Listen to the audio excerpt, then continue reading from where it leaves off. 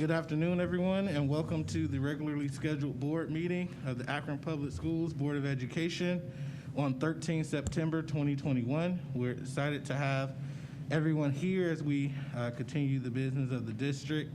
We're going to start with a roll call. Mr. Pendleton. Dr. Akbar. Here. Mr. Alexander. Present. Ms. Autry. Here. Mr. Bravo. Present. Dr. Hall. Aye. Mrs. Mansfield. Here. Mrs. McKittrick. Here. Thank you. Thank you very much. And we're going to have the Pledge of Allegiance. We ask Ms. Mansfield to lead us.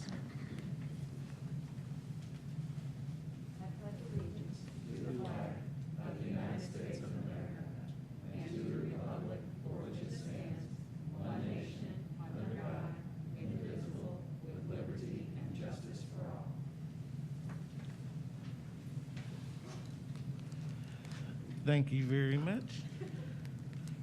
Next, we are going to go to community and school reflections from the board. I'm excited to hear about your school visits of the last 3 weeks.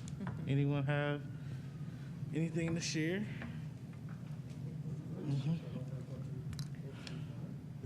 Mr. Alexander. All right. Well, I always like the beginning of school year. It's exciting, especially for when you see the elementary school students going into the building. And so this year I had the opportunity, when the first day of school, to visit 2 elementary schools. One, Windermere, where Mrs. Lee Wilfong is the principal, and it was very nice to see the kids. I got a chance to talk with them, got a chance to meet some parents, got a chance to talk to some of the parents there.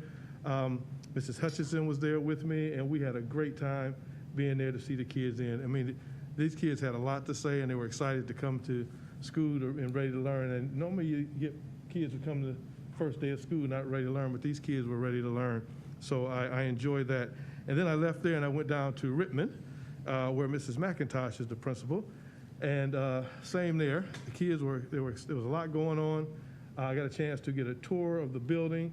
I got a chance to observe the students in their learning already the first day, the teachers in there teaching. I got a chance to meet a lot of the individuals there, and it was nice to get a chance to interact and see some of the students as well as the teachers as well, especially on the first day, and seeing them happy and joyful and glad that they're there to be able to teach, and the kids there to learn. So it was a good time for me. I wanted to go to more schools, but I didn't have time. But I will want to like to make sure that I am going to promise to all the ELEC clusters I will be at all the schools this year for sure.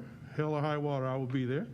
All right, so I enjoyed it. So thank you for allowing me to be there at those 2 schools on the first day of school to see our great students ready to start their learning. Thank you. Thank you very much. Anyone else? Mrs. Mansfield. Thank you. I want to thank the principal and staff and students of Firestone, Litchfield, and Case for welcoming me as I was welcoming them. It was just, I agree with Mr. Alexander, it was just like everyone was so glad to see each other. If nothing else, everyone was wearing masks, everyone was ready to go. The staff was a little nervous. I met a couple first-year teachers who it was their very first day, and that was a lot of fun to talk to them. So each of those days, there was something wonderful. You know, it is great to see the kindergartners. They're so cute, and watching people walk their kids to school the last couple of weeks has been fantastic as well. It's one of those things we missed. So we're so glad to see that. Even the middle schoolers were excited to be there, so that was really fun to see. I wanted to also mention our employees of distinction that were recognized at the luncheon the other day. That's the Goodwill throws that every year. Krista Bowden and Emily Lease were both recognized for Akron Public Schools.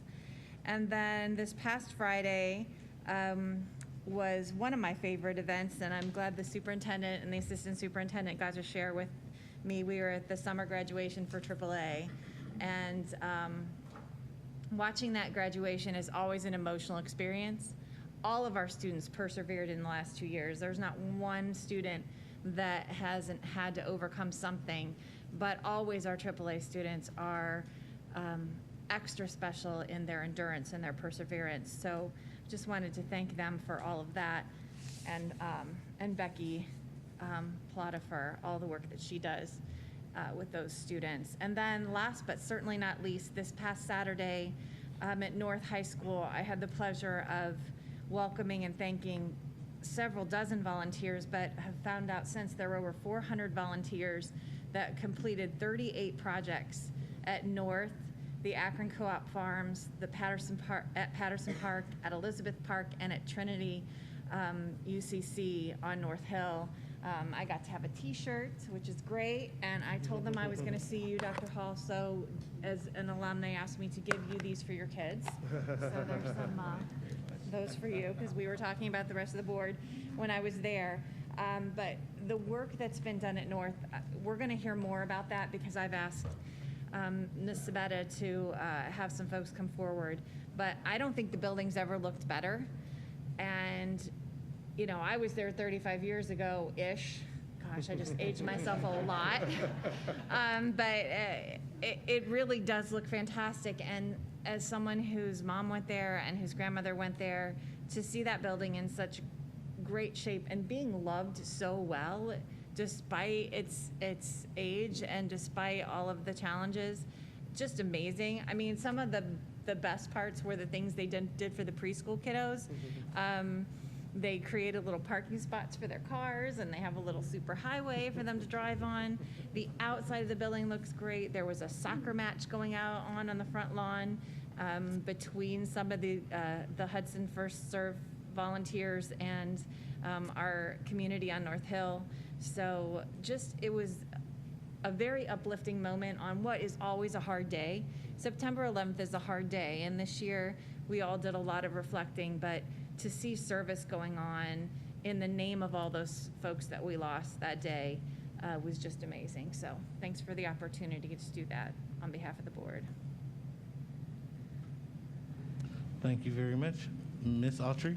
Yes, Then thank you Dr. very Hall. much.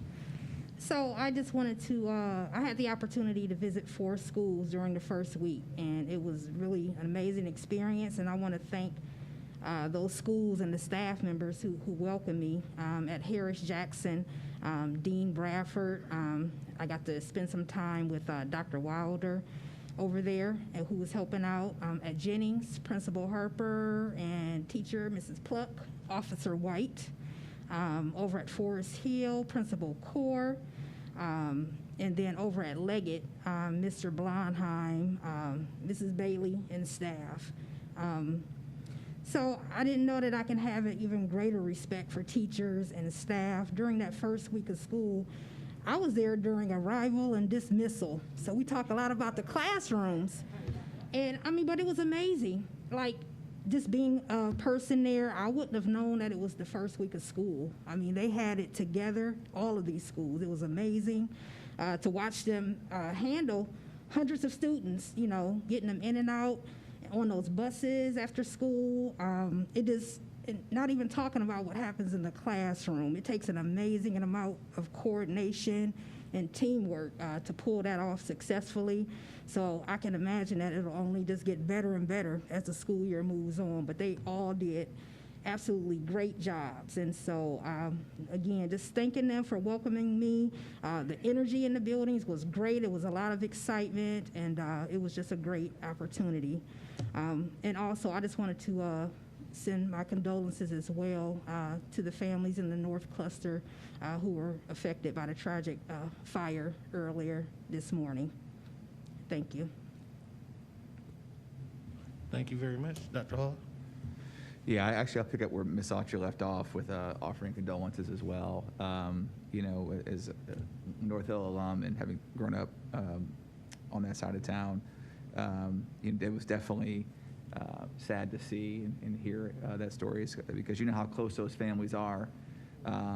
You know, not that all families aren't close, but there's just a different flavor over on North Hill with our Nepalese population. We have multiple generations living in the same house, and so rich with culture and so vibrant in their being, and to see, you know, especially young people as well, you know, leave us so prematurely, and it just makes you wonder, what those lives, could have become and would have become. And so, so I thank you for mentioning that as well, and would also add my condolences and my thoughts and prayers to those families. Shifting to a slightly brighter note. So I bounced around a bit. I was at Hatton and Schumacher and King. So I was kind of all over the place, and had the chance to be with Dr. Akbar over at Hatton, and where we were welcoming Chomps, the Cleveland Browns mascot, there as a reward for that school's superior attendance. And so, just bear with me for just a hot minute here. So I was excited about Chomps being there, right? And that was great. And I'll come back to Chomps in a minute. But as a person, but selfishly as a person who's going to have a kindergartner pretty soon, I was very keen. I made sure I would station myself where the kindergartners were going in for the first day of school, so I could take stock of like especially what the little girls were wearing, because I have 2 daughters, and so the lunch boxes, the unicorns, the jeans, the backpacks, how their hair was done, so and comparing, and I think, the women in the room should be very, very proud because there was a stark contrast between the little girls and the little boys. The little girls were way more, as a general rule, were way more ready to be there and ready to be in there. And the little boys are too, but just this generation, every generation, women get stronger and stronger and stronger. So when you see those slogans where they say, hashtag the future is female, you could believe it. You will believe it. You look at those kindergartners coming in. So I was very genuinely touched. And also, as being a self-admitted helicopter parent, I was also watching parental behavior, with the kids for the first day. So you had some parents that were like, okay, you got it. The kids would walk in. You had other parents the kids are in the building, we're in there serving breakfast, and there were certain parents that were on the glass, like this, I'm still here. So I keep wondering, like, which parent am I going to be? I suspect probably closer to one of the person on the glass. Say, Daddy's still here. So anyway, so I was very keen to see that as well. And then afterwards, I had a chance to, go with Chomp from room to room to room, and it was a genuine joy to really see how the kids lit up with seeing Chomps come through, and so we talked a lot about, as we went to each room, we kept talking about how important it was to be in school every day, talked about that, and so that's happening. And then so over at Schumacher, I got to be there end of day with Dr. Glover over there, and it was just really good to see the engagement in that community as well around the first day for their kids, and so to your point, Ms. Autry, you got a chance to see how complicated it is to do end of day. Like you think it's so easy, and there was a parent who remarked, he said, in my day, kids just walked home, and there wasn't all this production around who's pick up the kids and yada yada yada. And so I said, well, times as Bob Dylan once wrote, times there are changing. And so yes, it was a pleasure to see that. And then finally, it was over at King, and as well, and saw end of day closures over there. And so it was, it was again, kudos to those staffs over there, and applauding the mask as well. So everybody was masked up and whatnot. And then last but not least, Ms. Mansfield referenced her time since she's been at North. Was it 35 years? Something like that. Yeah, I think I'm a multiple five-ish. And I thank you for the gifts, and looking forward to that presentation. So I will cede my time back to you, Mr. President. Thank you very much. Any other community school reflections? All right, hearing none, we will move on to the next item on our agenda, which is request to address the board. We have one person to address the board, request to address the board here today. We have Christopher Anderson. I just wanted to just share with you our board policy and then give you the opportunity to speak. You can actually speak right here at the mic there. We ask that all members of the public who request to address the board have 3 minutes to do so. We ask that you leave out any personal information about any specific students or anything like that. If you do have any of those type of concerns or even direct concerns about staff members, that you let us know in advance, and we'll do an executive session to hear those concerns directly from you. Otherwise, you have 3 minutes to address the board, and we welcome you for being here. Thank you. Hello. So my name is Christopher Anderson. I'm a candidate for mayor in 2024. I'm here on behalf of some parents and many members of the community that are very concerned. So the main thing, I'm going to read off a statement from our mayor. Our public health officials and health systems have made it clear the best way to combat COVID-19 and its variants is by getting vaccinated, masking, and social distancing. But I wanted to show this photo to everybody.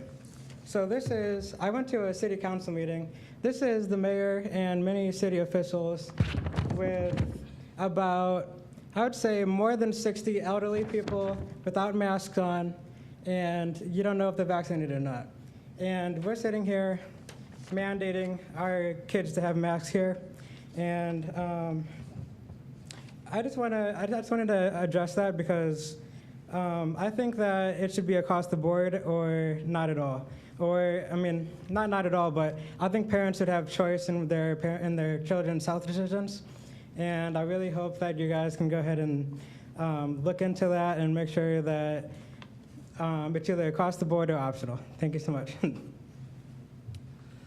Thank you very much for addressing the board. Just wanted to reiterate that our district has required masks from everyone, and even including the board here today. We wear masks at every event, every time we enter the building. So thank you very much for addressing the board. We have no recognitions or communications, so we will move to approval of the previous meeting minutes from 23 August 2021. Is there a motion? So moved. It's been properly moved by Mr. Bravo. Is there a second? Second. It's been seconded by Ms. Autry. Any discussion on the minutes from the previous meeting?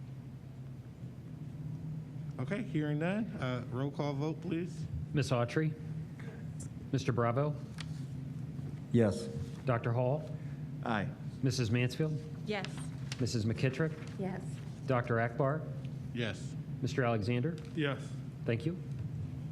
Thank you very much. We will now move to personnel recommendations. Madam Superintendent. Thank you, Dr. Akbar, and good evening to all of our board. Tonight, prior to your consideration of personnel recommendations, Kathy McVeigh is going to come and reintroduce someone very special to you. Ms. Cheryl, would you like to come up, please?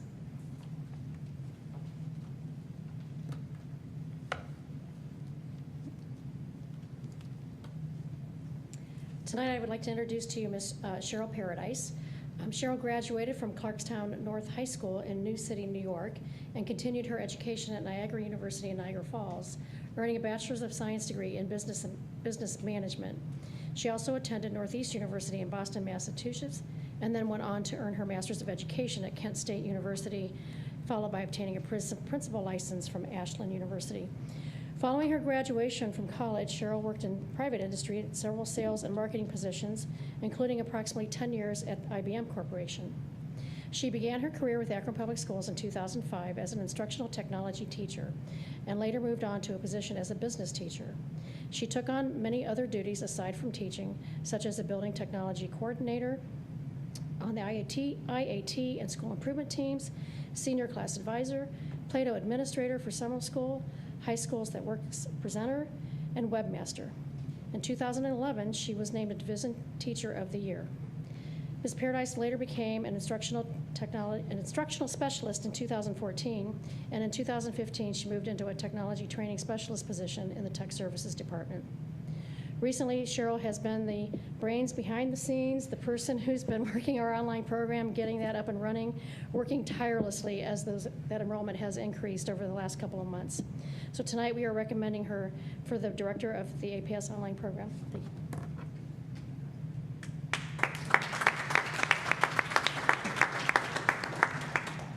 I want to thank everybody for this wonderful opportunity. I'm very excited to work with the APS online program, and I appreciate your vote of confidence in me to do this.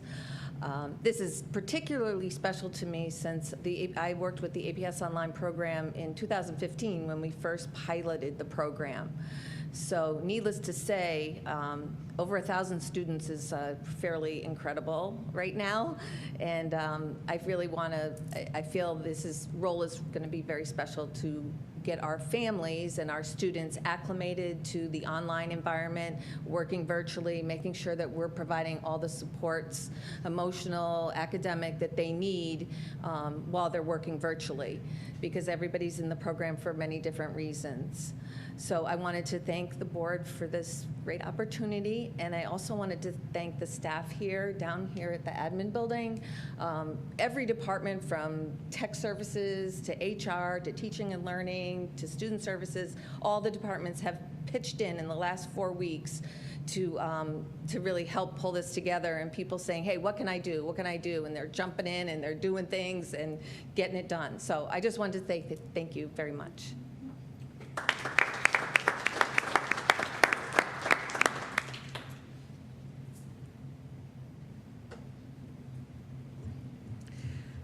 Thank you again, Director McVeigh, and also Mrs. Paradise. And board members, Mrs. Paradise really did just raise her hand right in the midst of our trying to figure everything out to make sure that we had the most comprehensive services available for our students. So again, as she's thanking her colleagues, and her colleagues have been tremendous, so applause to all of them sitting around the room. She also has been very courageous in stepping forward to say that I will lead.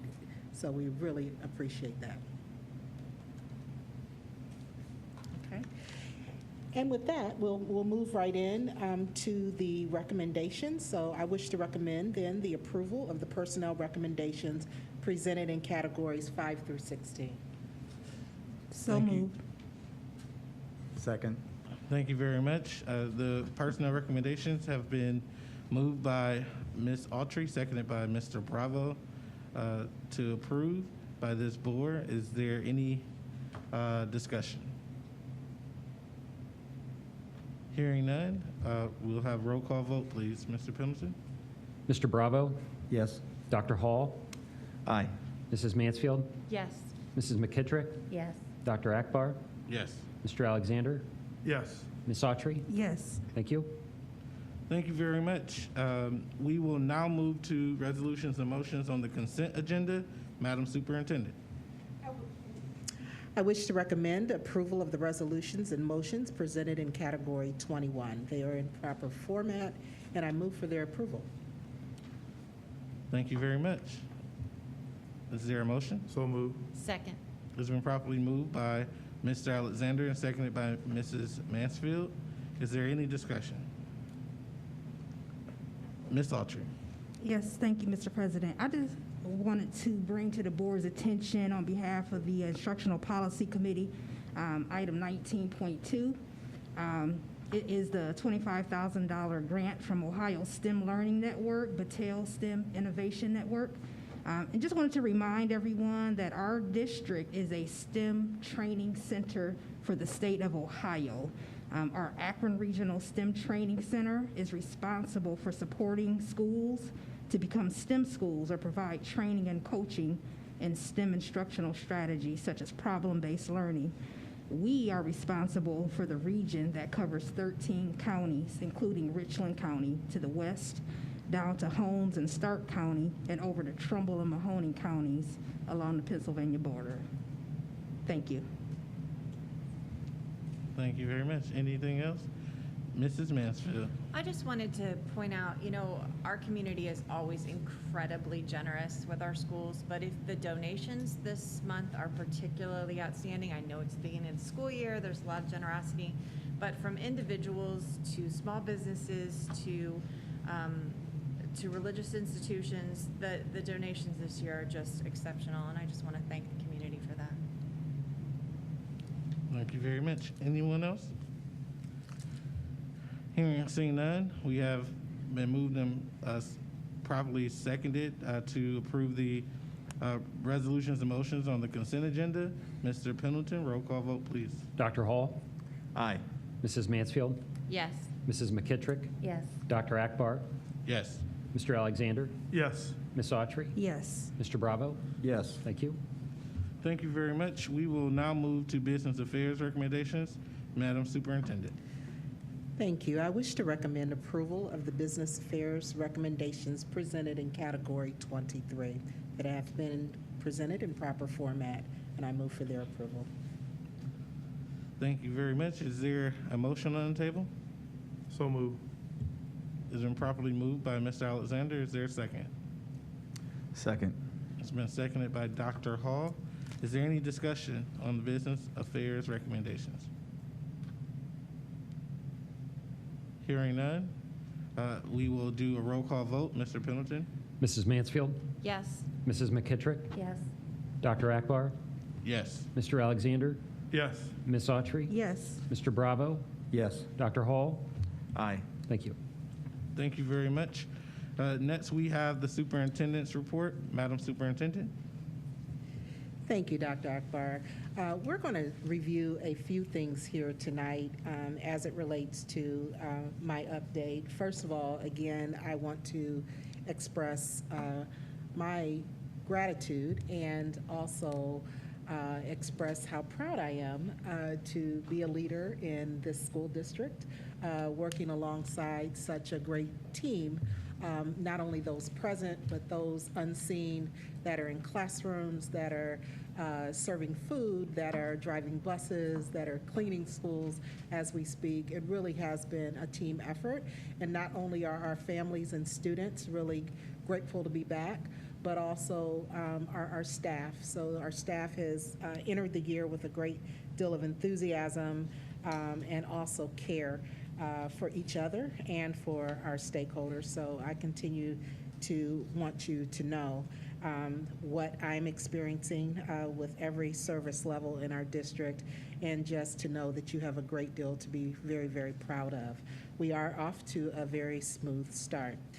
Tonight, we're going to spend a little bit of time, and I'm going to go through a presentation, but my colleagues are here, and especially Deborah Folk and Dr. Ellen McWilliams-Woods is able to help fill in any answers to questions that the board might have, because we'd like to share with you an update on the state of preparation and planning to address COVID-19 that has been occurring in the district.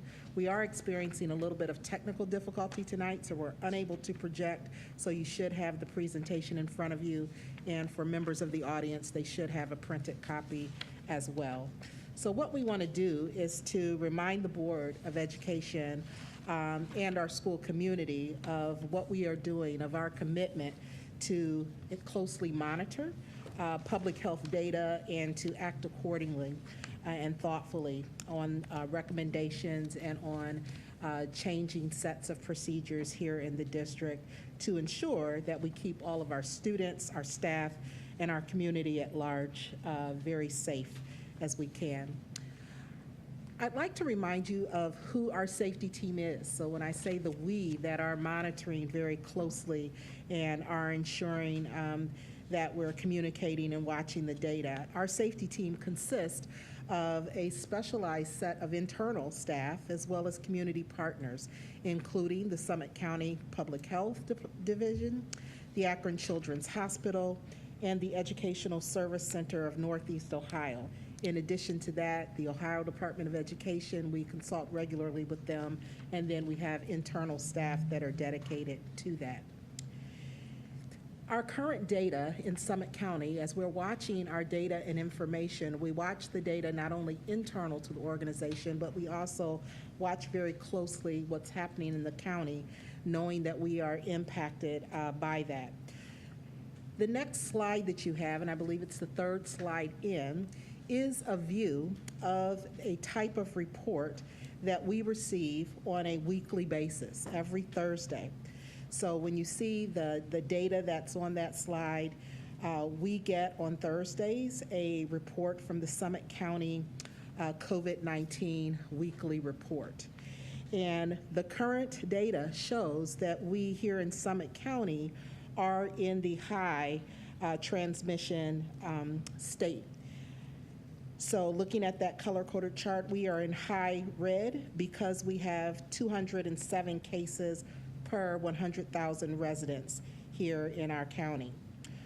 For the last reporting period, which was August 27th through September 9th, there have been 2,345 total COVID cases in all. In Summit County, we also know when looking at that dashboard to monitor it that 53% within the county of all eligible residents have been vaccinated. So again, in the county, we here in the district are closely monitoring what state we're in of transmission, because that lets us to know if we are decreasing in cases and things are getting safer on behalf of the COVID-19 and the Delta variant, or if they are getting somewhat worse. And right now, we continue to be in the high red area for transmissions. So all of our mitigation efforts, we really want to be very vigilant about that. So this is an example of what we're watching on the county level. Within the district, we also have a dashboard that we have created and that we contribute to data gathering, not only here in the county, but at the state level. So what you see on the slide there is an example of types of information that is available on our own COVID-19 dashboard. The dashboard shows the total student and staff cases for this school year. It also shows active cases for this school year. We also have the data separated by building. So if you were to click on, and when you go into our website, the dashboard can be found on the district homepage under the header district. So if you go under the header of district, you can look for the COVID-19 dashboard and you can see that. So you not only can see those total cases, but you can see active cases, and then you can also see information by building to have a better understanding of what we're experiencing even here in our district.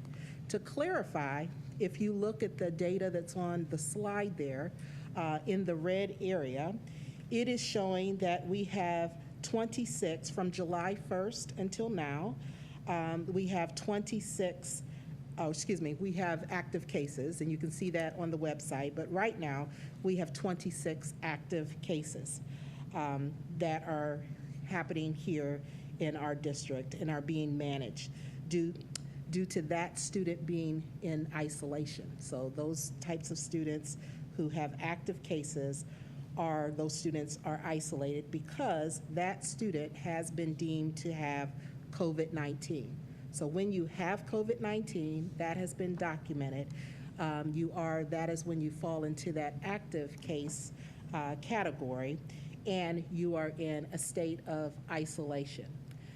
Many of you might have heard the term quarantine, and so the term quarantine is used when students have been in close proximity, have come into contact with someone who has COVID-19.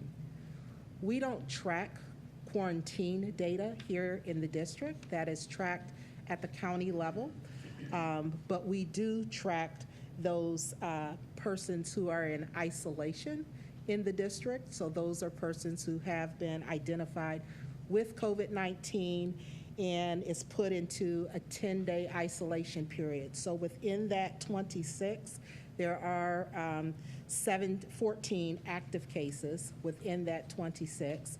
So some of the students have completed their isolation period and are no longer considered contagious, having the ability to spread that.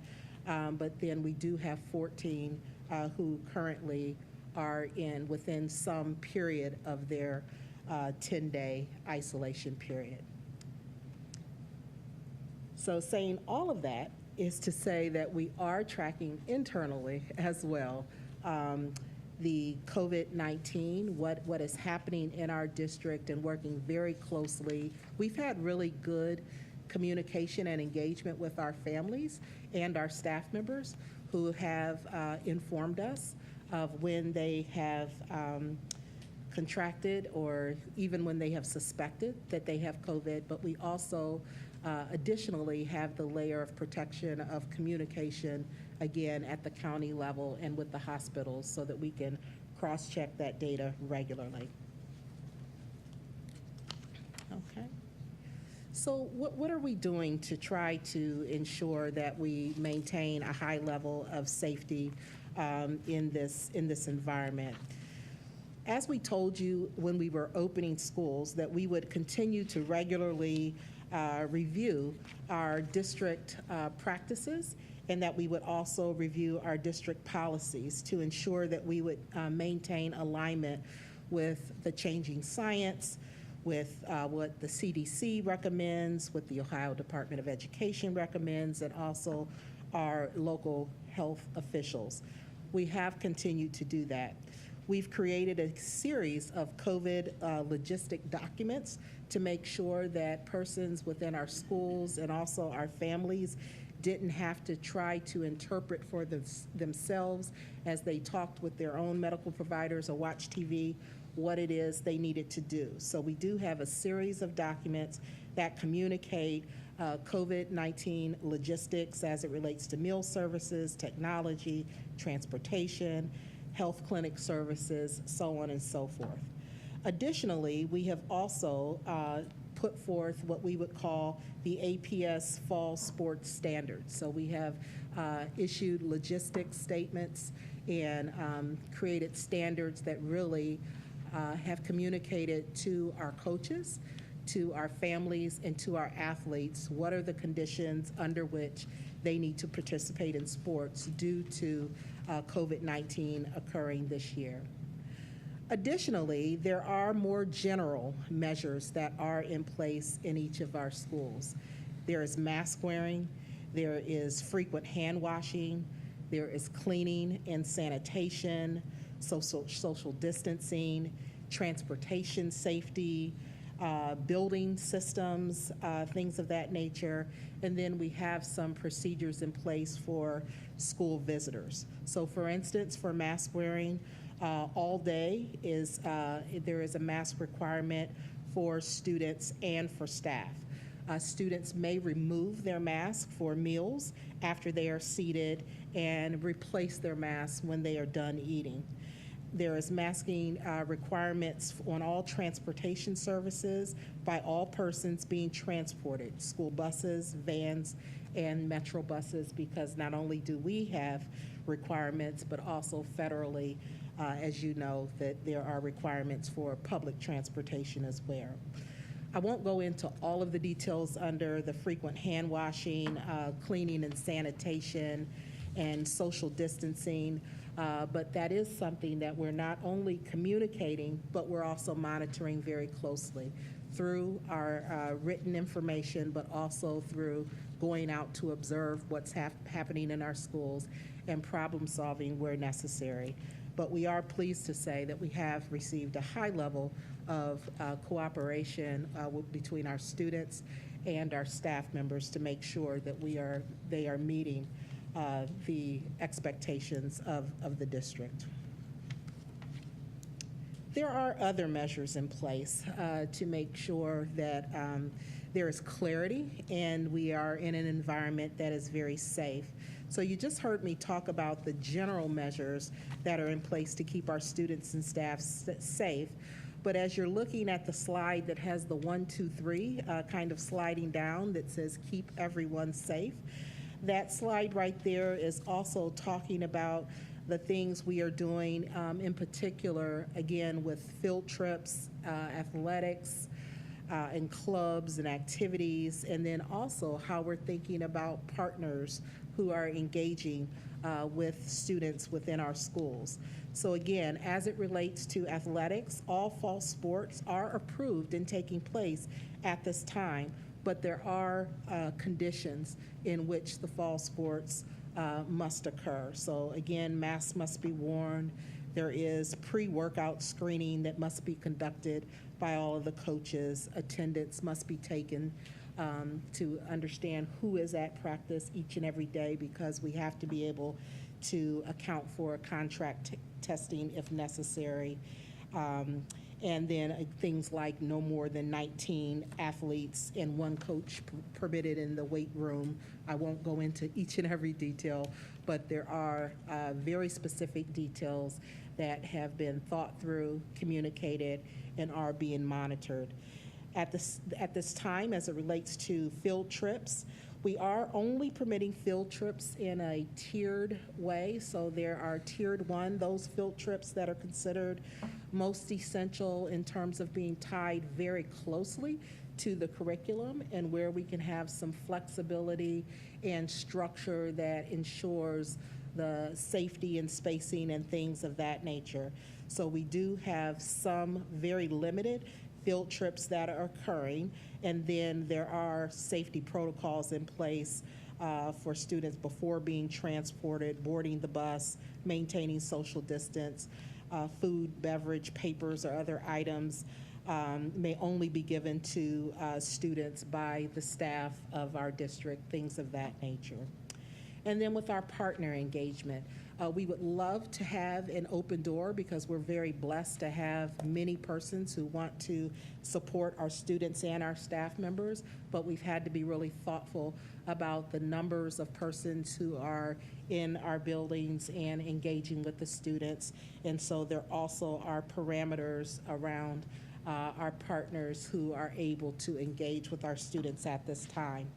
There are 3 tiers of education partners that are in place. And so we have like our embedded partners that we've thought through that are really tied very closely into our curriculum for their services, or for our students that are tied into outcomes that our students must achieve, or our core partners, those persons with the college and career academies that have the signed agreements that they're enacting. There are our tier 2, and then our tier 3 is the more general partners that want to engage with our schools. And so at this time, we're really only focused on allowing our tier 1 to be embedded within the schools, to be able to interact within the schools. For our tier 2 types of partners, those folks are able to interact virtually. And so, and our tier 3 are really not allowed at this time. You're more open. I'm a person who wants to come and just be helpful. We really, we hope to be able that as the conditions improve in the county, to be able to go back to more persons being able to be engaged in our schools. But we do have a process and have procedures in place at this time. Our safety requirements, we will continue, as we are already in the midst of, to review, adjust, and modify our plans throughout the course of this year, and we will continue to update you accordingly. For instance, in August, when we first began to plan for activities and we were finishing off our summer programming, we had a level of a mask requirement at that time that required persons who were in buildings where students were being served. Those were the persons who were wearing the mask. But then as the COVID numbers began to increase and we began to see the more serious nature of students being hospitalized, we adjusted that protocol through our monitoring, and by September, we required all staff to wear masks in all of our buildings and at all times throughout the district. And so we will continue, we're continuing to review our data and monitor it now, and we will continue to recommend to you changes that we believe need to occur, and we will continue to work collaboratively with officials and also public health authorities. Also, I just felt that before I recommend some of the changes that we believe are necessary to put in place at the district at this time, wanted to acknowledge the fact that we are not alone in monitoring and wrestling with what are the best decisions to keep all of our stakeholders safe. So as you might have recalled, just last Thursday, our president, through a press conference, did address the state of COVID here nationally and also made some recommendations that will eventually have an impact on schools, depending on the guidance and direction that comes from our state. So we are watching very closely what's happening on a national level, both from the president himself, but also from persons like the different divisions. For instance, the Transportation Security Administration indicated it would double fines for first-time offenders who failed to wear masks effective September 10th. So even when we think about those federal requirements in public transportation settings, divisions and the broad administration in general are all continuing to look at what needs to be done. And then here locally, our mayor himself is saying that he is continuing to consider what strategies need to be put in place here in the city, while we here in the district must make those considerations for our students here internally in the district as well. Lastly, by way of update and by way of recommendation, the team and I took the opportunity, as was the case last year when COVID was first ramping up.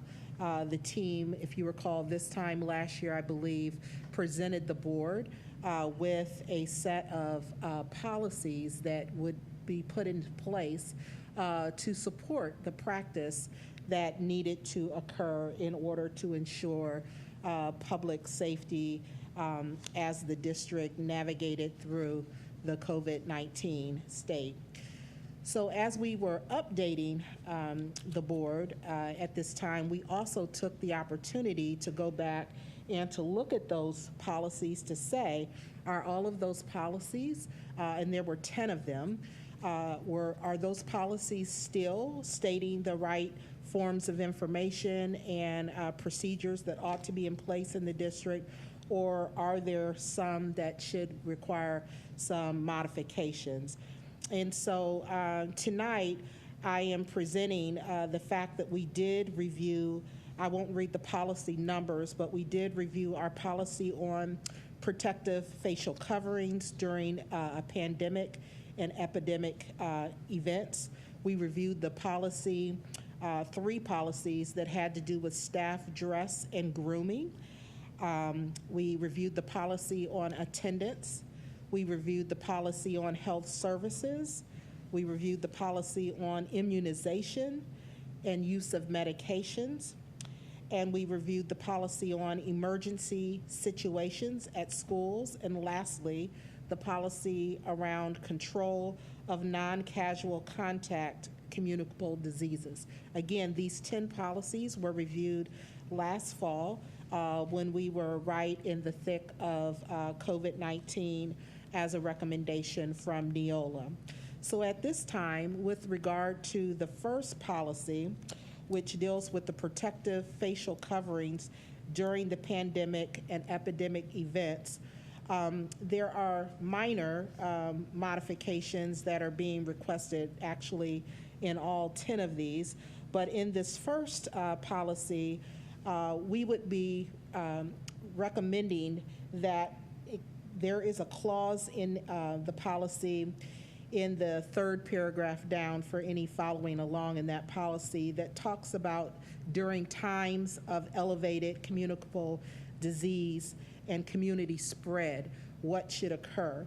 And there, it began to talk about the fact that we should wear the appropriate face masks or coverings on school grounds unless, and we recommend that we make the modification to say unless an exception applies, that really should occur unless an exception applies. So that is one recommended modification to that policy that we would be recommending, and exceptions will be evaluated on a case-by-case basis. So the other change we would recommend, instead of trying in the original policy, there was an attempt at that time to try to cover all of the situations that an exception might be granted. And what we found is that the COVID-19 has continued to evolve, and we're not able to be as exact with this particular disease that we're just coming to understand. So we would also recommend that in the paragraph on the second page where it says exceptions to the use of masks and face coverings, that part be modified to say it will be evaluated on a case-by-case basis by the superintendent or her designee. Exceptions then to the face mask covering will be made for health or safety purposes, or if wearing a face mask covering is prohibited by law or regulation, and that we not try to be as prescriptive and detailed with every single situation in which that might occur. So that is the first change that is being recommended. On the next two policies that have to do with staff dress and grooming, in item E, the recommendation is to add the phrasing. There we are talking again about protective facial coverings during the pandemic, so that's in item E. When such events are declared or ordered by the state, local health authorities, and the modification is, or at the authorization of the superintendent in consultation with the board. As is the case currently, there was a time that the state and local health authorities did not declare that districts ought to enact the mask for staff to wear, but ceded that authority in the local districts and ceded for making that type of decision in consultation with the health authorities and listening to what was happening at the federal level. So to recognize that ceding of authority to this board through the superintendent, the only change there is to add the words "or at the authorization of the superintendent in consultation with the board." And so that would be added in item E for policy 3216 and also in policy 4216. The next policy modification that has to do with the attendance policy that's in place is, first of all, there is a place in our policy that is identifying the policy in relationship to last school year.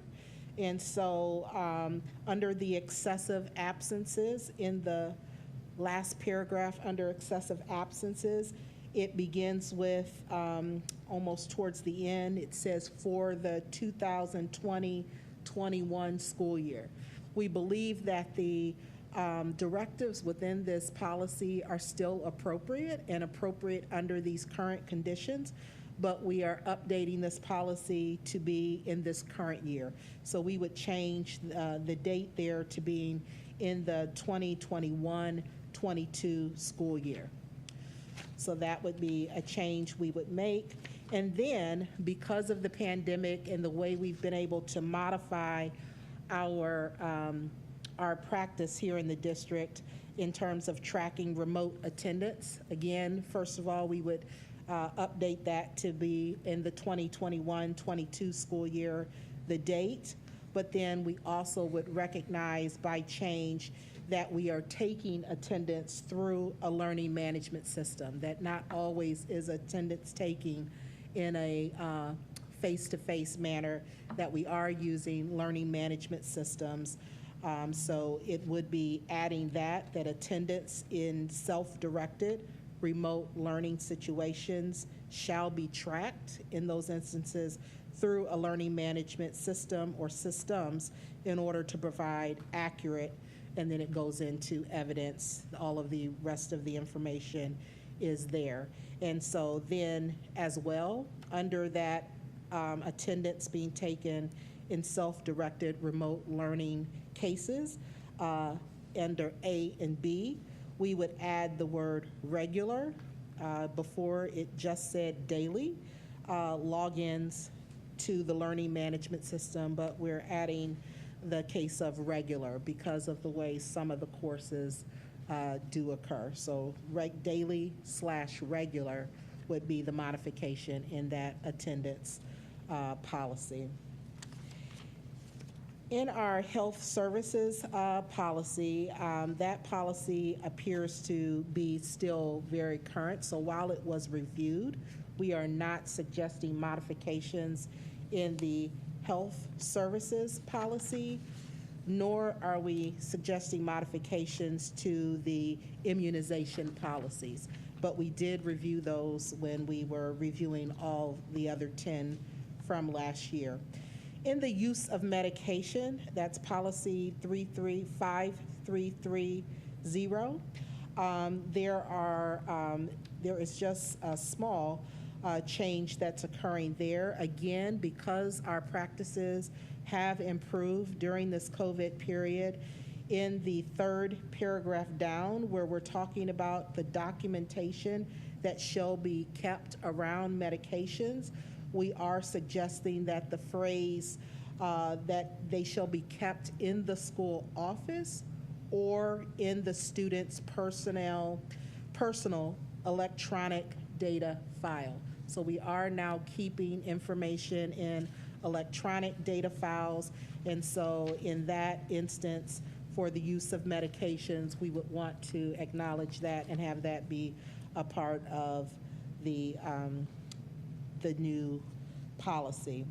Dress and grooming, consistent with the dress and grooming recommended change that occurred for staff.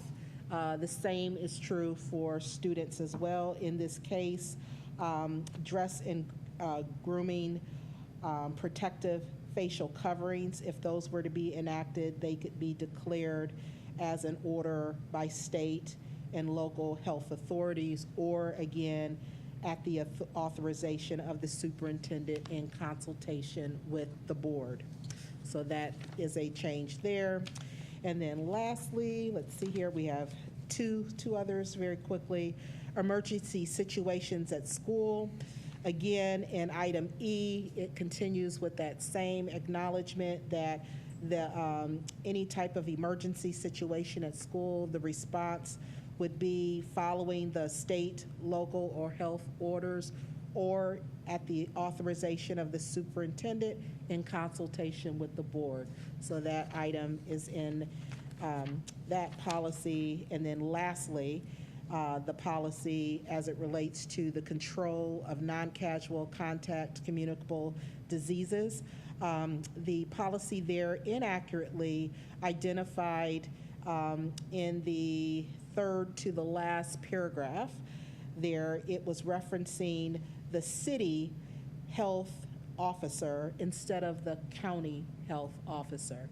And so that should have been the county health officer that was accurately reflected in our policy. So in that paragraph, and then in the very last paragraph again, it is modifying the city health officer to the county health officer.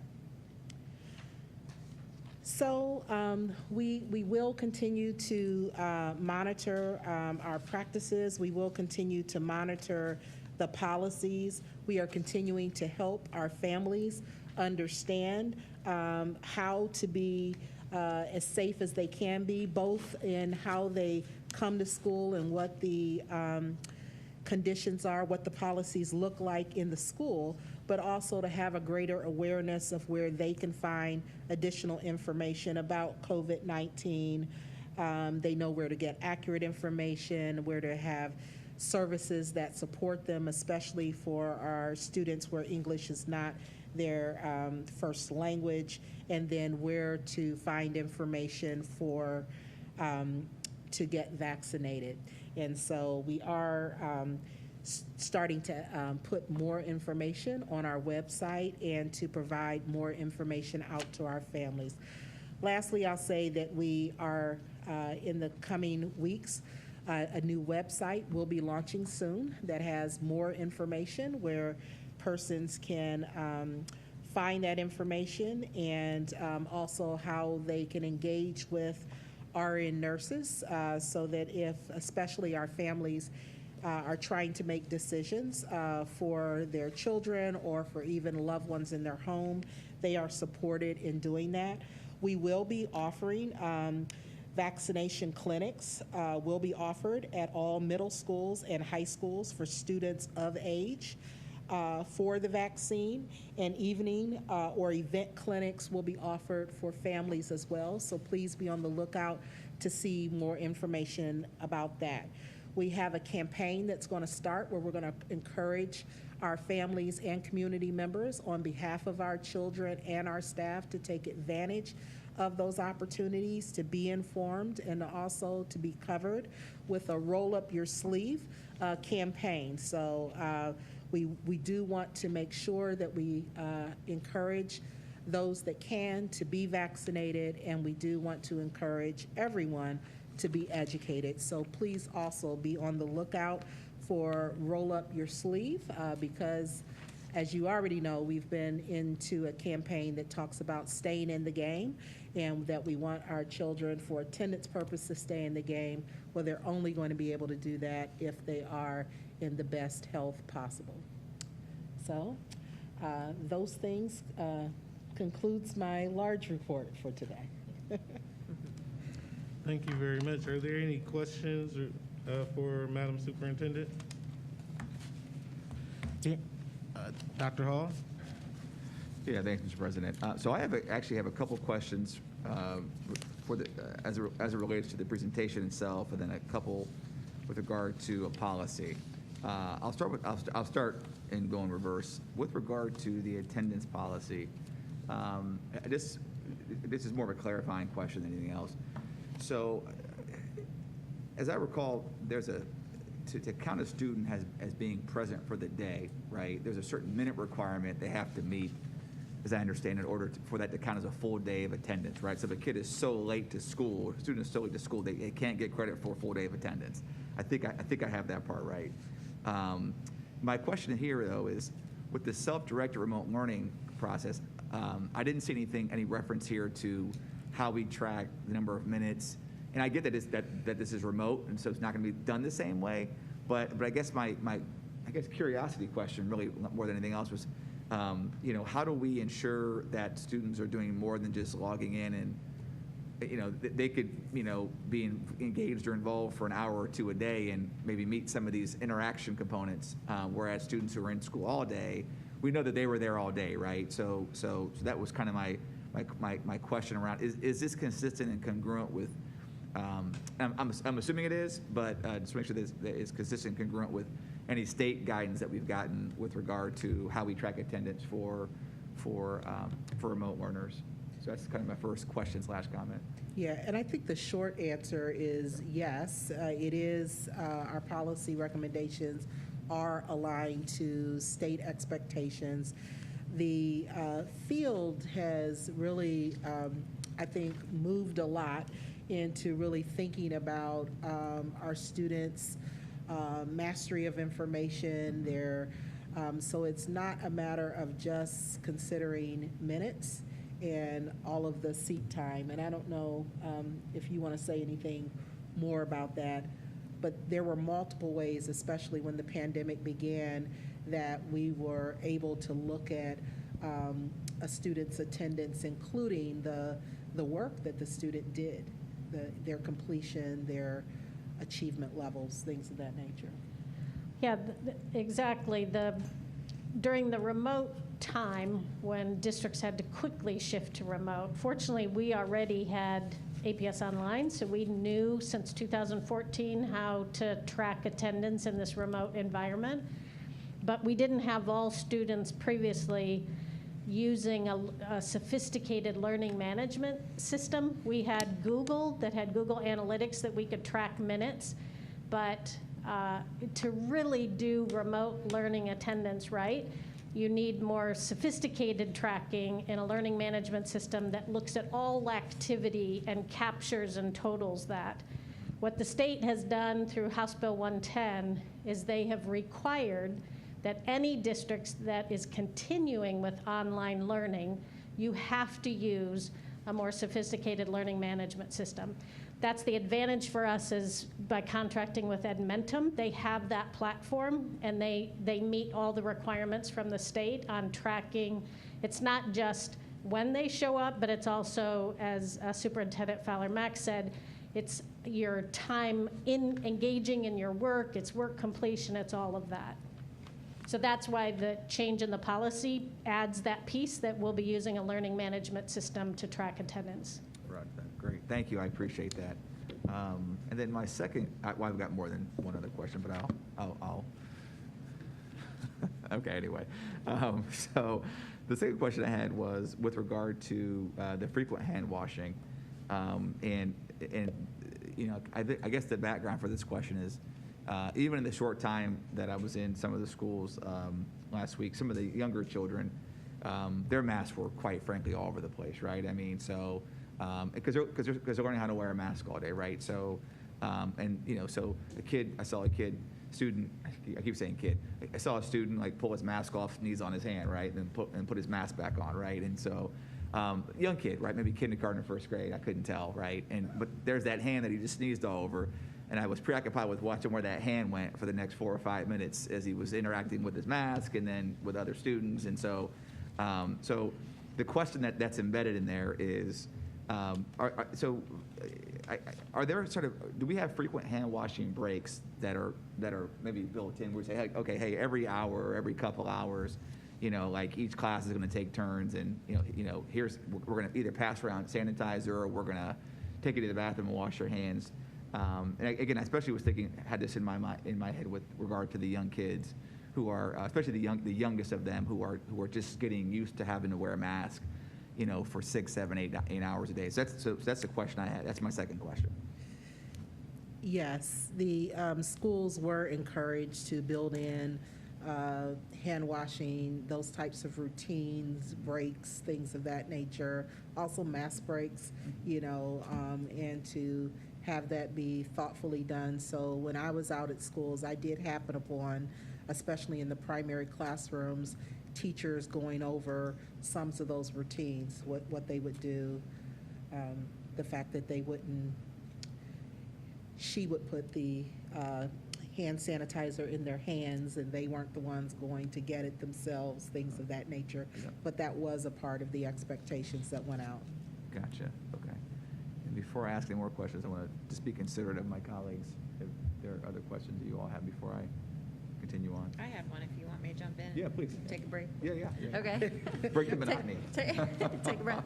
Mrs. First of all, Mansfield. I'm sorry, Dr. Akbar. I love that our dashboard is not buried. I tried to help a friend recently find out some things about her school district, and we never did find where their dashboard was, and she had to call the school to find out. I was there in 2 clicks, and it also goes through the search engine. So, and sometimes on our website, sorry, Howard, I do have some difficulty with the search engine, but it went right through. So going back to that, how do students or parents, how is a case of COVID declared? How is that, and because there's a lot of speculation when someone has any kind of symptoms right now. I know we go through that at work as well, because there's such a laundry list that can be COVID. So just because someone goes home sick, doesn't mean they automatically have COVID. How does that then end up on the dashboard? I knew that would be you, Deborah. We have to hold on tight to Deborah.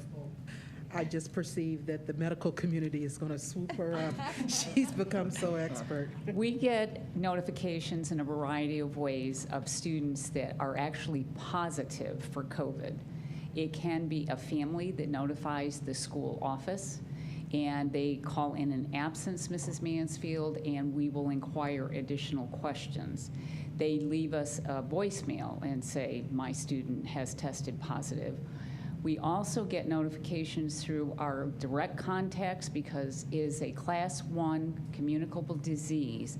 It has to be reported to Summit County by any health provider, such as a doctor, a certified pharmacy test that goes through, and what is called a level 1 provider. So they get me all sorts of emails. I get calls saying so-and-so is positive, and they just tell me the name and a birth date. They don't necessarily say it's a student or a staff member because they count for both. And then, again, we also get individual emails directly from our nursing staff that they have seen it out on the website. So we get those very frequently. When we get a case of COVID for an individual, the first thing we do is we go look into the two databases we have, eSchool for students and Munis for staff, because in order for us to report that positive case to Summit County on behalf of the district, because we are an automatic reporter, we need some very specific information, one of which is their birth date. And then you go directly into the website. Summit County has an actual reporting mechanism that has you list exactly who you are. So it would have my name as an example as representative from APS.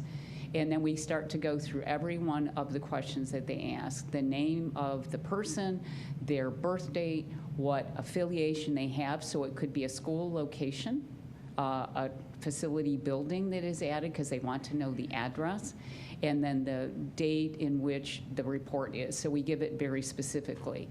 When we get into then doing the contact tracing, if we determine that a student or staff case is then a direct contact to a student or some other individual within the district, you go into another part of the database and you put under, say, Lisa Mansfield, exactly who the contact was in this case.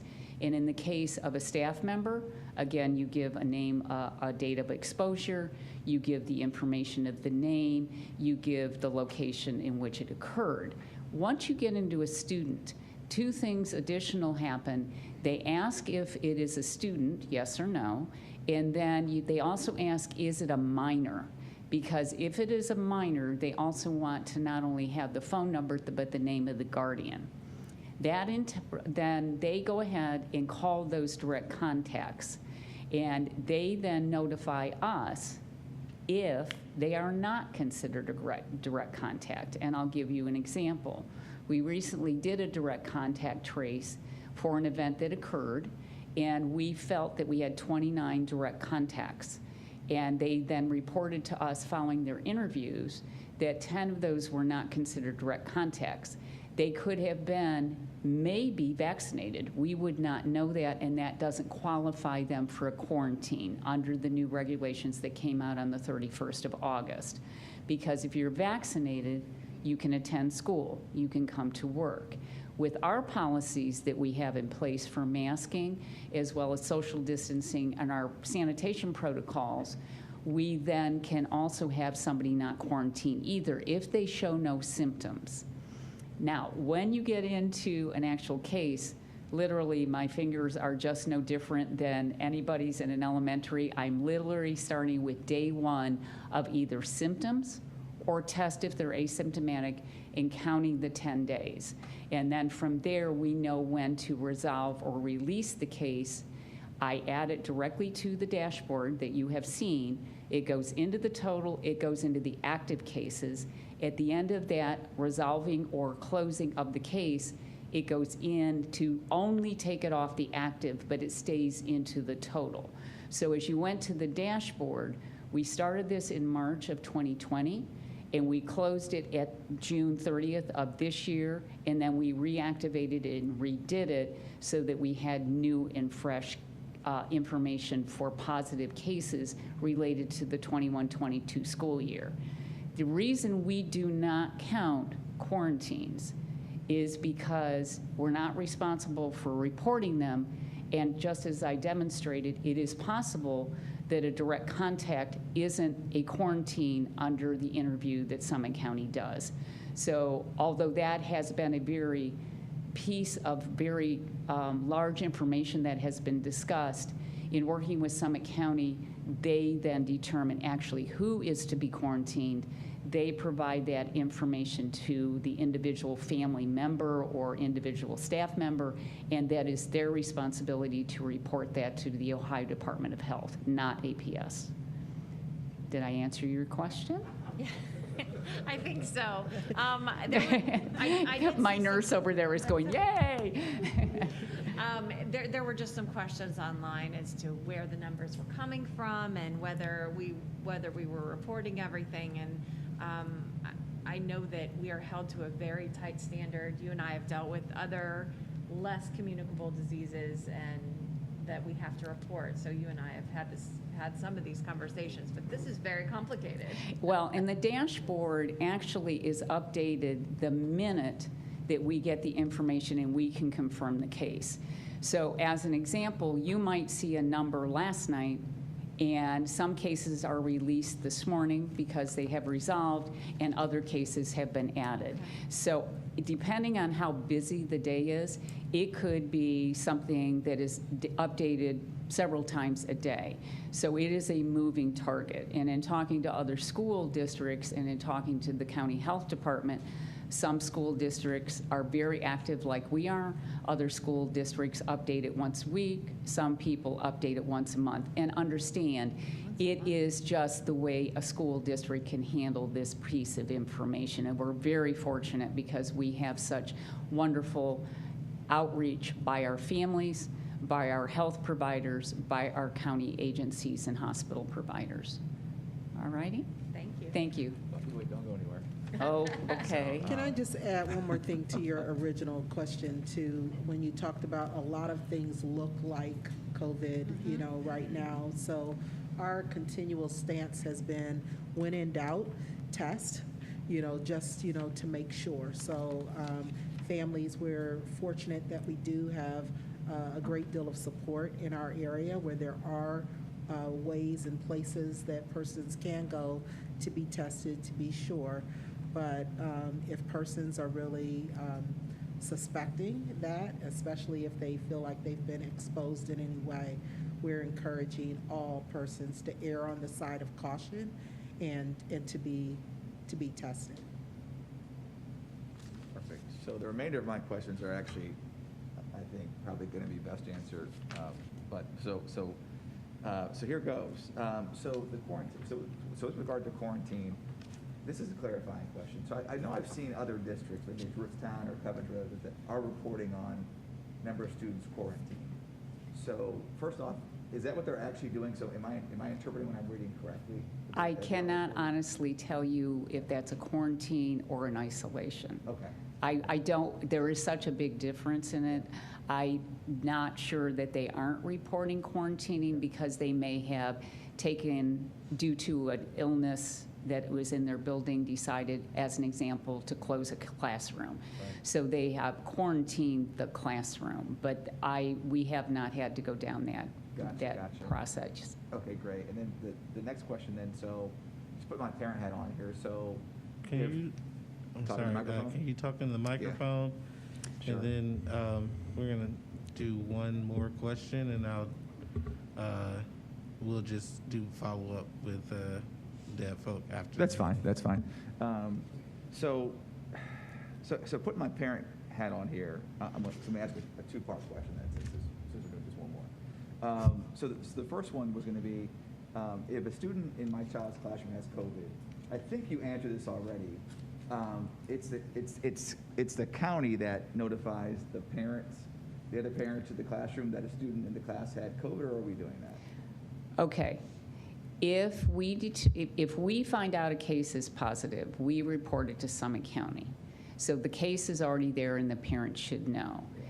If we have a student show up at the clinic and demonstrate illness symptoms, something similar to what Mrs. Mansfield and Superintendent were alluding to, we look at their symptoms. We feel, as our clinic staff does, that they have symptoms related. The student is isolated. Then the parents are called to come and obtain the student, hopefully within 60 minutes, and they are actually given documentation by the clinic staff as to what symptoms were noted, asked to take the child or their, person to a health provider and encouraged to have that reviewed.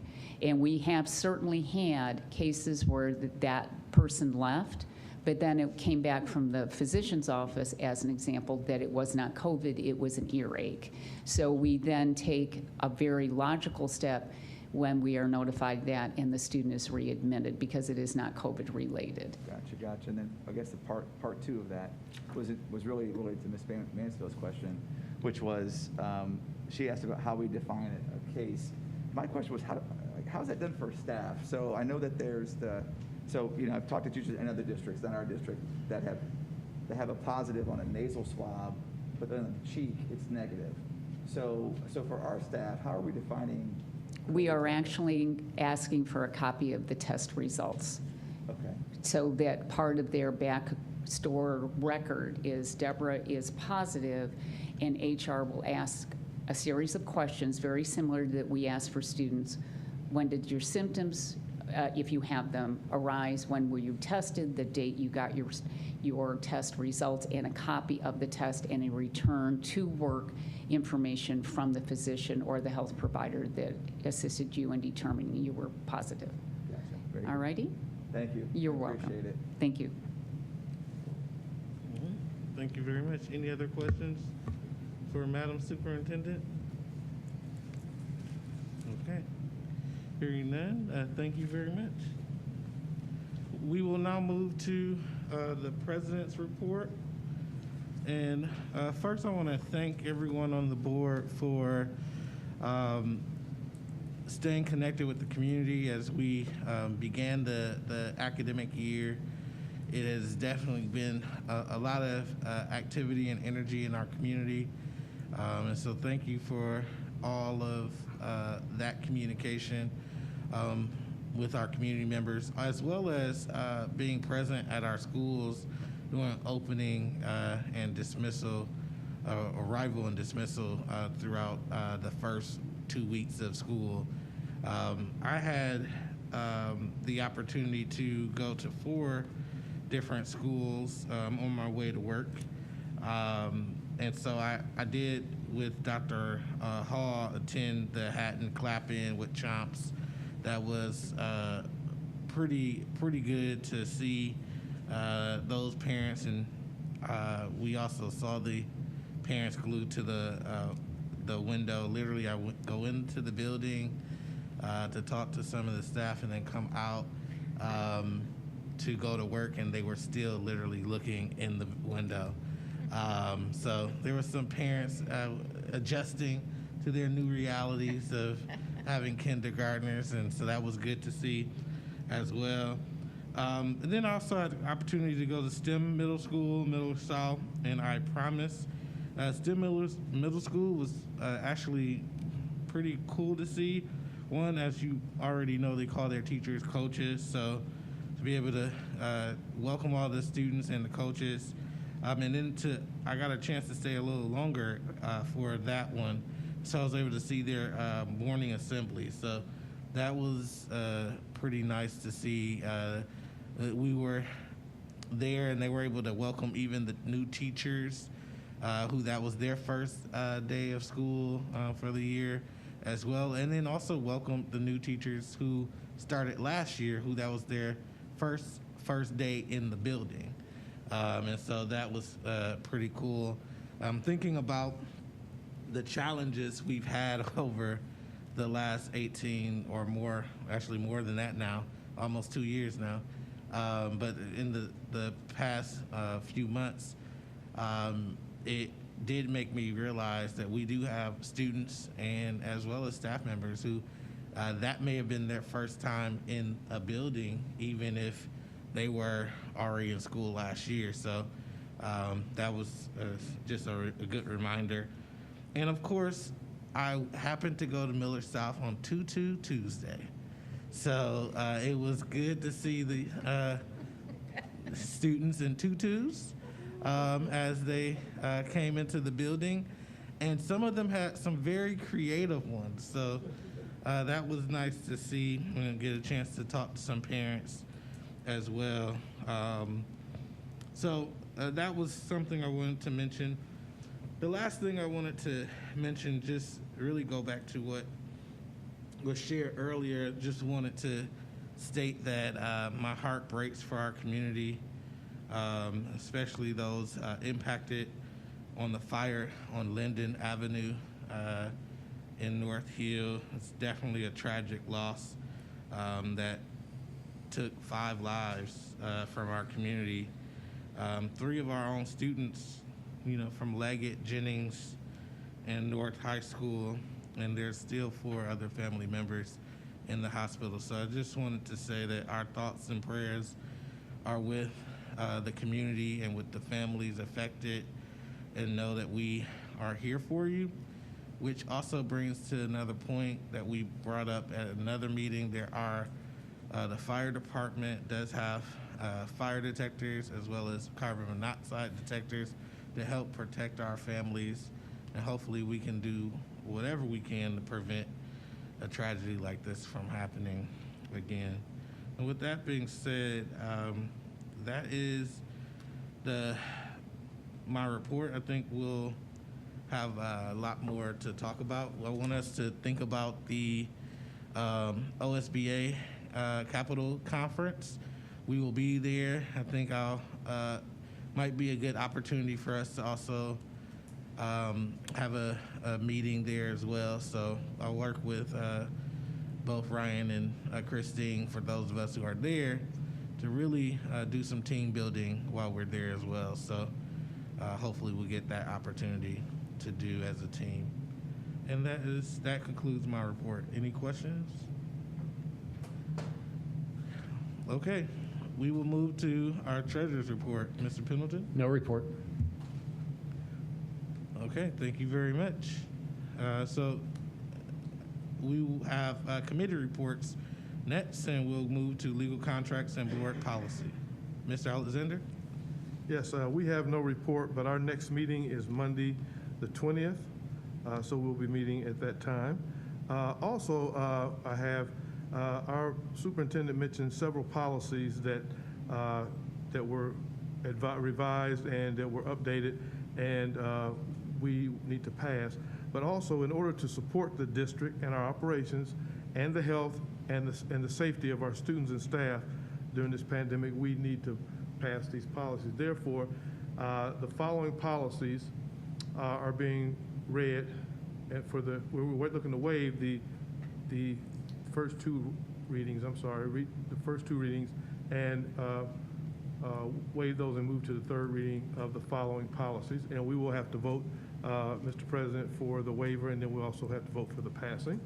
And those policies are revised policy 3216, staff dress and grooming; revised policy 4216, staff dress and grooming; revised policy 5200, attendance; revised policy 5330, use of medications; revised policy 5511, dress and grooming; revised policy 8420, emergency situations at school; revised policy 8450.01, protective face covering during pandemic/epidemic events; and revised policy 8453, control of non-casual contact communicable diseases.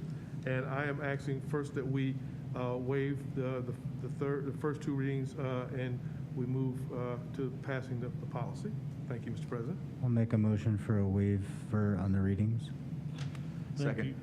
Thank you very much. There is a motion by Mr. Bravo to waive our policy of the 3 readings for policy changes, and it's been seconded by Dr. Hall. Is there any discussion?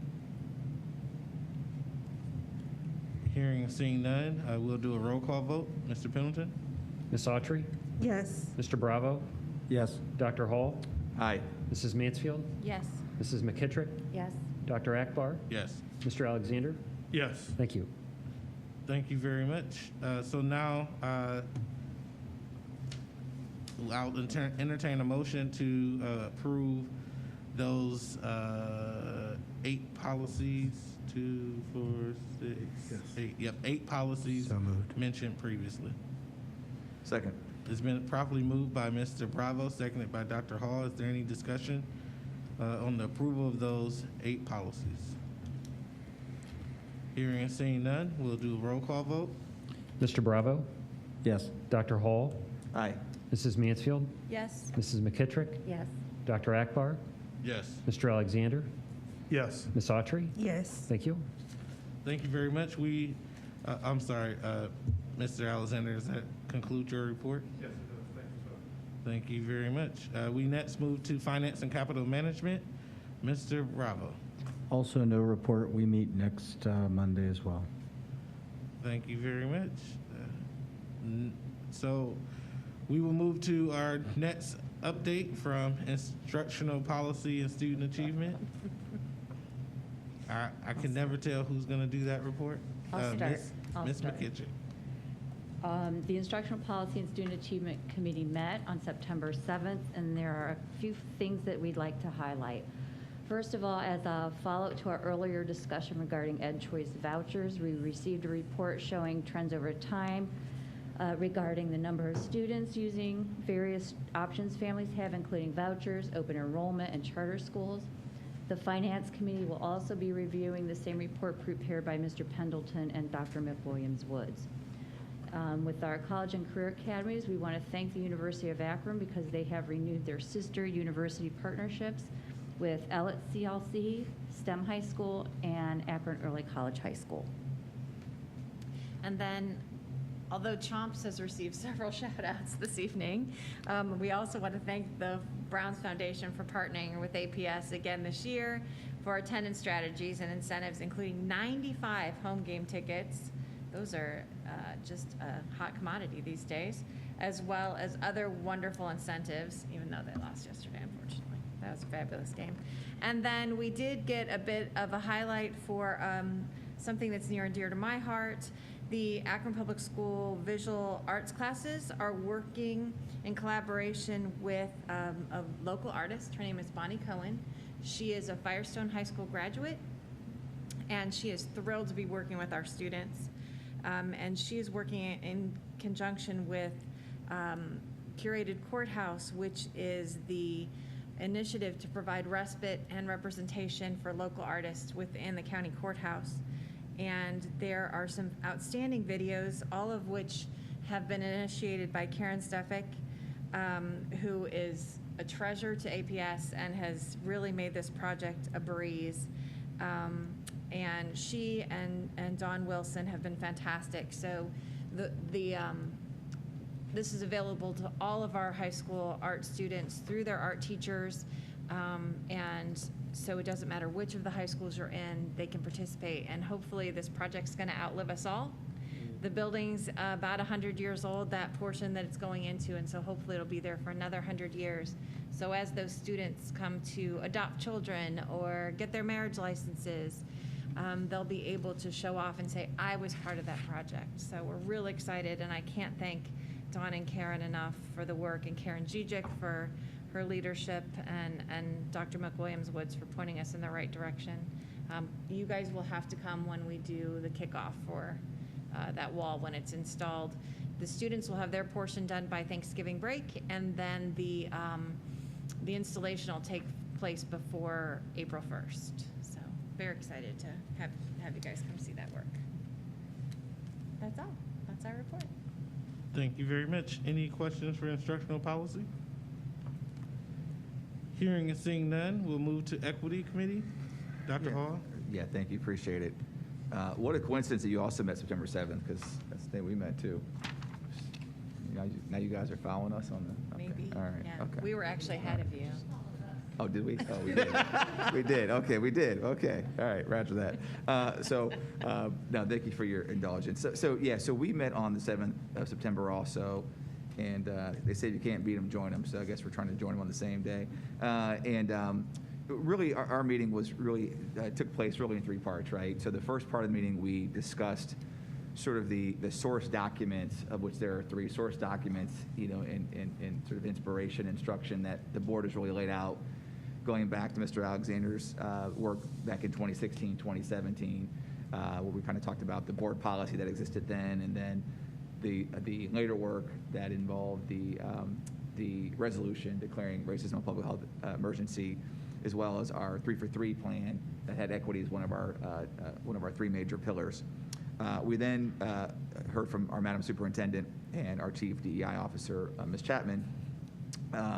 They presented on what their plan was going to be for how we would take those documents and really put in place a process and a plan for how do we really take that work and move it forward over a multi-year period. And so there were some documents that were shared, and I'm not going to read through all the documents here, but we had a Designing for Equity document that laid out sort of, again, kind of the 3 teams that would begin to take on this work, starting with a strategy team that would be senior staff that would sort of lay out and articulate the theory of action or theory of change and provide a guiding vision around equity. And then we talked about how there would be an equity core team as well as an implementation team, and we discussed how those folks would be chosen. And we talked about how important it was to make sure that we were transparent and inclusive and how we thought about membership in those committees. And then we pivoted to sort of, a multi-page document that provided kind of an update, really going back to 2017 of the various things, really highlighting the work that we've done with respect to various equity-related initiatives in various departments. And then, of course, moving up to current day, we talked about the equity audits that are continuing. For example, the human resources equity process is being finalized with a vendor, and we do have, as you all know, we have a DEI learning specialist that is currently organizing requests for training as well. And then we pivoted to sort of the next steps, right? So what are the next steps? So what do the next steps look like? And so there were a number of questions that we're hoping to sort of flesh out as we move forward. But some of those were, really starting with this group of folks as well, right? The board, right? So how do we ensure that the board, has the requisite sort of knowledge and understanding of basic terminology as it relates to equity, excellence, et cetera. Because again, as an oversight body, we want to make sure that we're informed enough to be able to understand what is being presented to us, as this work moves down the pipe. So we've got folks like Dr. Akbar and Ms. Chapman who are experts in this field, but it's about getting the rest of the rest of the board kind of up to speed. And I didn't mean to omit Mr. Alexander from that expertise portion as well, but it's really about getting the rest of the board sort of up to speed and understanding this as well. And then we talked about sort of how do we message this work in the community, as far as how do we design and define these words in our message in the community. How does it get messaged? And then we talked with some specificity. There was a recommendation. I think it was Glenn Singleton that Mr. Alexander brought forth as a trainer for some optional board training as well. So I think I put something on the bone. Mr. Alexander, or what would you add to that? Things I omitted? I'm sure that there were probably multiple things. No, you actually hit everything on the head. And the only thing we did, we talked about the teams and how they would work. And Dr. Hall wanted to know how they would interchange, and the arrows would go both ways, how they would work together with each other. And I thought that was a good point there. We talked about, as mentioned, training so that all board members can get an understanding of equity and the equity work. And that's when we talked about possibly Glenn Singleton, who's a national leader in doing this type of work and has several volumes of books out that we could possibly get. And then we also did talk about equity and excellence, and basically how equity can lead to excellence, so become not equity and excellent, but our equity is excellence in our district. So those are the only things we got. You got it all. Ooh, all right. Sounds good. Thank you, sir. We'll have to teach you the Army sayings at some point. All right. Any questions for the Equity Committee? Hearing and seeing none. The Communications Ad Hoc Committee. I did notice that we never had the report added to board docs, so it might be best that we do the report the next meeting. Okay, yeah, that was actually my bad, so I'm sorry. So, but do you have anything? I'm sorry.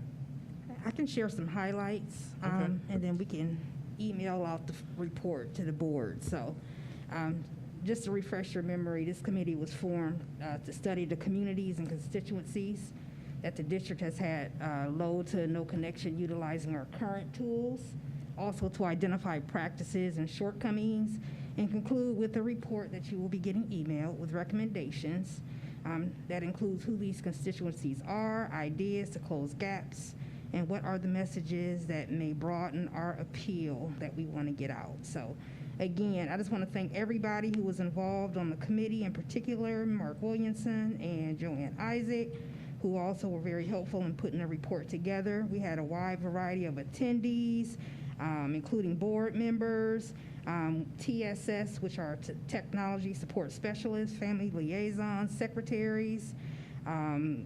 We had representation from college and career academies. We had WAPS, the summit, and some of those folks were also parents as well. So I thought it was a nice variety.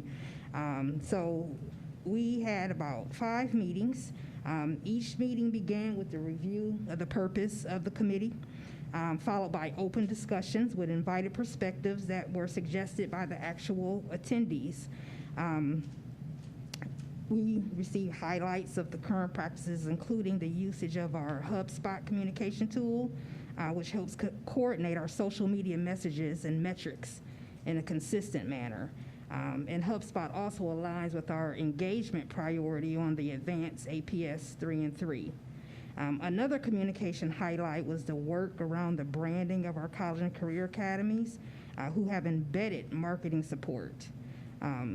There were several constituencies that emerged as ones that would benefit from focused interventions to help close identified gaps, including our English learners and their families, custodial grandparents and kinship caregivers, particularly older folks like myself who are technology challenged, and then our secretaries, our technical support specialists, and family liaisons that I mentioned earlier. So a few of those recommendations include hiring a webmaster that works in the communication department and who would be an editorial director with both writing and website development background. Determining if our school website should become static pages. Developing an all-call strategy. We had a lot of comments around our all-calls and how they go out, and each school would have to put something together that fits them specifically. We talked about updating our stakeholder emails and having up-to-date, accurate contact information. Continuing and expand the use of our HubSpot. Hire a district social media manager. Investigate the use of texting for our families. And we would need to follow guidelines when, if adopted, to ensure proper use of this tool. Making sure our marketing and branding is consistent in materials and messaging at the district, department, and school level. Schools need materials that are professionally created and branded, possibly a need for an in-house person or additional funding in the communication department. Determine how to better utilize family liaisons in communicating with their families and making sure that they have a livable wage for all the good work we expect them to do.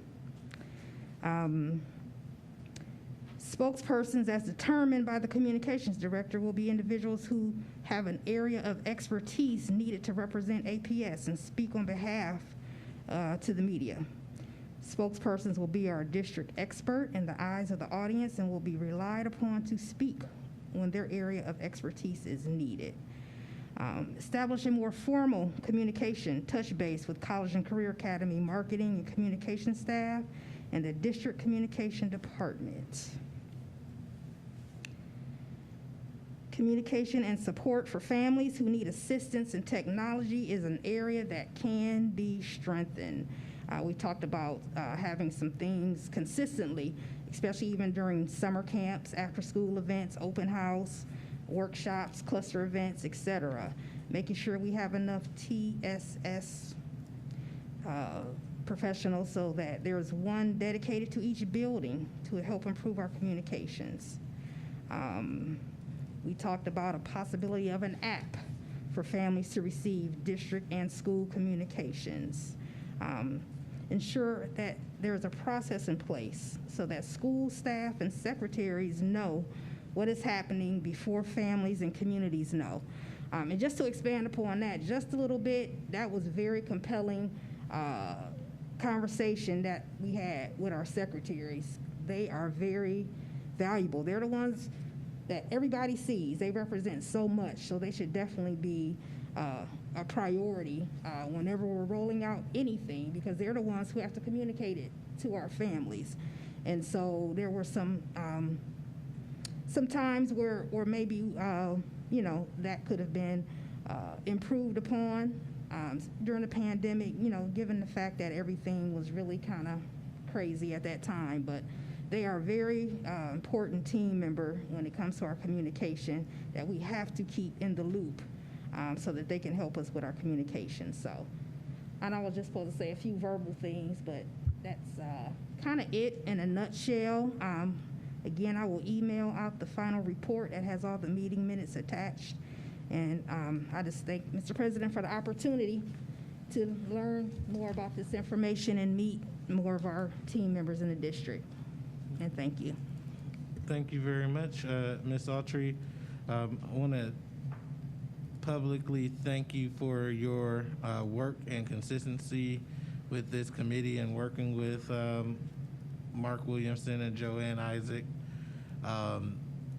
There's been some meetings that I know I wasn't able to make or some other members weren't able to make, but you always did prioritize those meetings. And it came out with some really good recommendations and themes that emerged from those conversations. And I think it gives us an opportunity to potentially even look at how do we create more consistent or annual pulse checks with different constituencies to figure out how we might be able to do better as technology and times change. So thank you very much. Any questions or comments for Ms. Autry? Okay. Hearing and seeing none, we have no unfinished or new business to come before the board. There does not appear to be a need for executive session unless I am wrong. Okay, so at this point, I will accept a motion to adjourn unless there's anything else to come before this board. So moved. Second. All right, it was emphatically moved by Dr. Hall and seconded by Mr. Alexander that we adjourn. Thank you very much, everyone. We now stand in adjournment into our next board meeting at 7:25 p.m. Thank you. Have a great day. See you later.